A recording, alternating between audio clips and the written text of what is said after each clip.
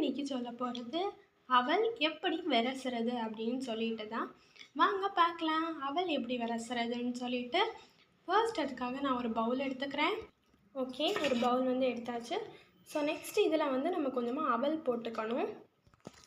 Okay, அவல் வந்து எடுத்தாச்சு. ஸோ இதில் வந்து நம்ம ஒரு 2 கை மாதிரி எடுத்துக்கலாம்.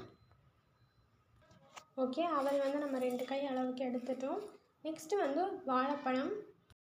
உங்கள்கிட்ட என்ன வாழைப்பழம் இருக்குனாலும் நீங்கள் எடுத்துக்கலாம். ரசக்கதளி, பாளையங்கொட்டம் பழம், இந்த மாதிரி எந்த பழம் இருந்தாலும் நீங்கள் எடுத்துக்கலாம். நான் வந்து சிவப்பு பழம் நான் எடுத்திருக்கேன். ஸோ இதை வந்து நான் வந்து அப்படியே போட்டுறேன். ஓகே, போட்டாச்சு. இதை நம்ம கடைசியில் மிக்ஸ் பண்ணணும். இப்போ வந்து நெக்ஸ்ட்டு ஒரு தேங்காய் எடுத்துக்கலாம். தேங்காய் வந்து எடுத்தாச்சு. இதை வந்து நல்லா துருவி எடுத்துக்கலாம். தேங்காய் இப்போ வந்து துருவி எடுத்தாச்சு. இப்போ வந்து நான் கம்மியாக தான் ஆட் பண்ணியிருக்கேன். தேங்காய் ரொம்ப கம்மியாக தான் எடுத்திருக்கேன். ஸோ இதையுமே ஆட் பண்ணிடலாம்.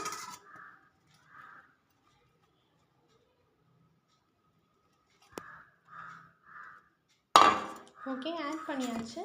இது அப்படியே இருக்கட்டும் ஒரு பக்கத்தில்.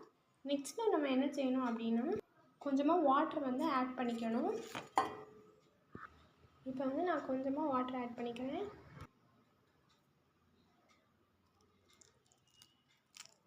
ஓகே, கொஞ்சமாக வாட்டர் வந்து ஆட் பண்ணியாச்சு.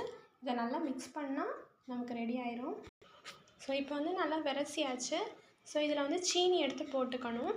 சீனி நீங்கள் யூஸ் பண்ண மாட்டீங்க அப்படின்னா சர்க்கரை கூட எடுத்துக்கலாம். ஸோ நான் வந்து சுகர் ஆட் பண்ணிக்கிறேன்.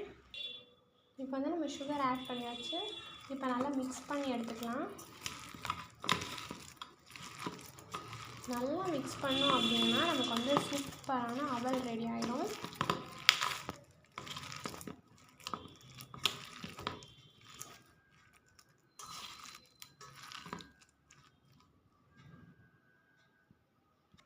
ஓகே, இப்போ வந்து நல்லா விரசியாச்சு. இப்போ வந்து டேஸ்ட் பண்ணிடலாம்.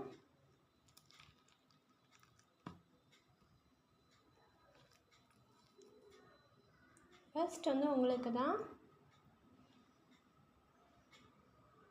ஸோ இது எப்படி இருந்ததுன்னா ரொம்பவே டேஸ்ட்டாக இருந்துச்சு. ரொம்பவே சூப்பராக இருந்துச்சு. வேணா நீங்களும் ட்ரை பண்ணி பாருங்கள். பாய்.